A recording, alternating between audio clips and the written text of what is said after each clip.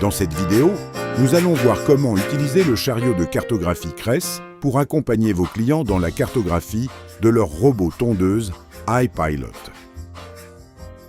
Pour commencer, téléchargez et ouvrez l'application Cress Fleet, puis connectez-vous. Ensuite, maintenez le bouton Power du chariot enfoncé pendant 3 secondes pour l'allumer. Lorsque le voyant passe du bleu au vert, le chariot est prêt. Ouvrez l'application et allez dans « Ajouter un appareil ». Scannez le QR code et connectez-vous via Wi-Fi ou 4G. Maintenez à nouveau le bouton Start enfoncé pendant 3 secondes pour passer en mode appairage. Le voyant passera au bleu fixe.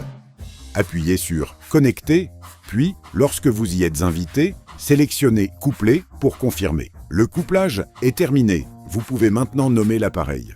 Accédez ensuite à la page de l'appareil dans Cress Fleet pour vérifier la version du firmware et le mettre à jour si nécessaire. Pour effectuer une mise à jour via USB, allumez le chariot de cartographie et attendez que tous les voyants deviennent verts.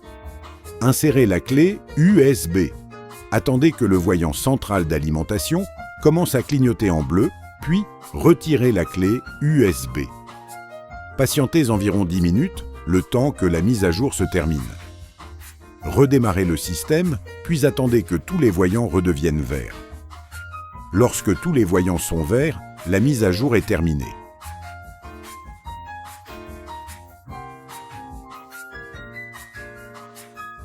Avant la cartographie, scannez le QR code du client dans l'application Cress Air TKN afin d'associer l'appareil à son compte utilisateur. Une fois le chariot prêt, l'étape suivante consiste à ajouter le robot tondeuse. Allez dans la page « Utilisateur » et sélectionnez le client concerné. Appuyez sur « Add to », ajoutez un appareil pour ajouter l'iPilot. Scannez le QR code du robot et sélectionnez le réseau. Mettez le robot tondeuse sous tension. Attendez que le robot tondeuse affiche « IDL », puis maintenez le bouton « Start » enfoncé pendant 3 secondes. Lorsque APP s'affiche sur l'appareil, l'appairage démarre. Définissez le nom du robot, sélectionnez l'emplacement, puis appuyez sur « Confirmer » pour terminer l'opération.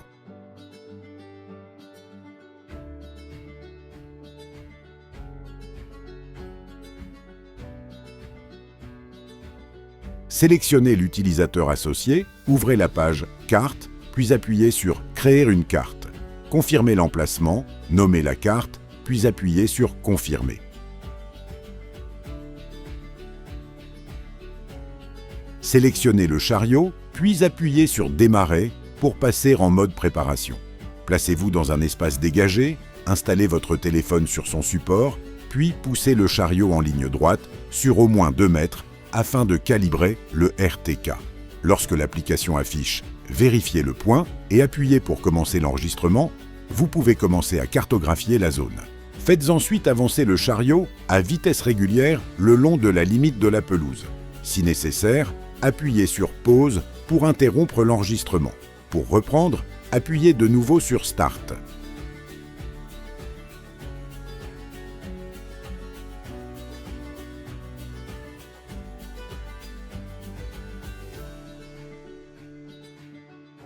Une fois la cartographie terminée, appuyez sur « Stop » sur le chariot pour finaliser l'enregistrement. Les données sont ensuite envoyées automatiquement. Vérifiez ensuite le tracé de la limite, puis nommez et enregistrez la carte. Si le terrain comporte plusieurs zones, vous devez créer des chemins de liaison. Sélectionnez « Créer un nouveau chemin », puis choisissez « Zone à zone ». Sélectionnez la zone de départ, définissez la largeur du chemin, sélectionnez le chariot, puis appuyez sur « Démarrer ». Appuyez sur le bouton « Start » du chariot pour commencer l'enregistrement du chemin.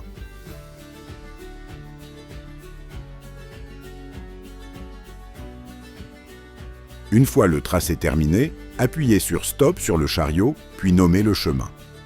Après vérification, appuyez sur « Confirmer » pour terminer la création du chemin.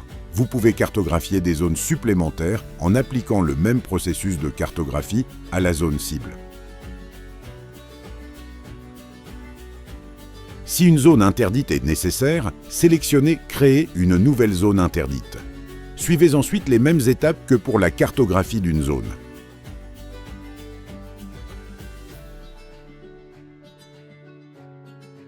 Pour ajouter une station de charge, sélectionnez « Créer une nouvelle station de charge ». Choisissez le modèle de la station de charge, le modèle du chargeur et le chariot, puis appuyez sur « Démarrer ». Après avoir confirmé le point de départ, appuyez sur le bouton Start du chariot. Poussez le chariot en ligne droite jusqu'à la base de charge, en partant d'environ 1,2 à 1,5 mètres devant celle-ci, dans l'alignement du QR code.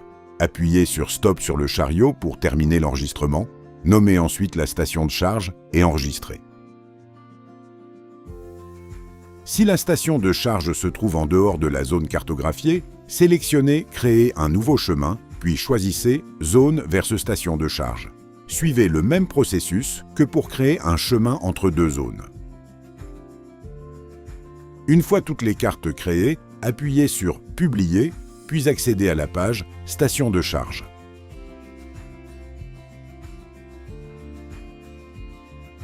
Sélectionnez le robot tondeuse, assigné à la station, puis confirmez.